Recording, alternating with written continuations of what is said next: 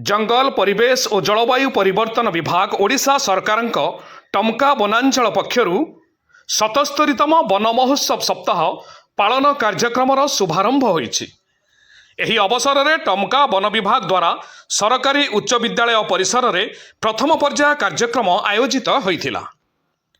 कार्यक्रम में टमका वनांचल अधिकारी तथा एसीएफ किशोर कुमार पाणिग्राही मुख्य अतिथि भाव जोगदेई एक पेड़ माँ के नाम अभियान 2026 अंतर्गत वृक्षरोपण करथिले। से उपस्थित छात्र छात्री को वृक्षर उपकारिता, परिवेश सुरक्षा एवं सबुज परिवेश गठन में प्रत्येकंकर भूमिका संपर्क में सचेतनामूलक वार्ता प्रदान करथिले। एही अवसर में विद्यालय शिक्षक और छात्र छात्री माने विभिन्न प्रजातिर वृक्षचारा रोपण करी परिवेश सुरक्षा प्रति निजर प्रतिबद्धता प्रकाश करथिले। कार्यक्रम में टमका वनपाल माणिक मुंडा, डुबुरी वनपाल इप्सित राय नायक, कंस वनपाल प्रशांत हेम्ब्रम, वनरक्षी शुभेन्दु सुंदर पाढ़ी, अमातुल साकुर, विपिन स्वाई, प्रभात कुमार लेंका और रुहिया सिंह प्रमुख उपस्थित रही कार्यक्रम परिचालना करथिले।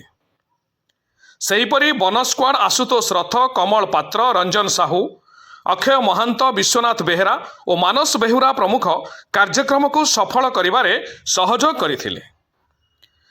77तम वन महोत्सव सप्ताह पालन माध्यम अधिकरू अधिक वृक्षरोपण सह परिवेश सुरक्षा प्रति साधारण जनता मध्य सचेतनता सृष्टि करने को वन विभाग पक्षरु आह्वान करा जायछि। टमकारु अवतार अली रिपोर्ट, महागिरी न्यूज।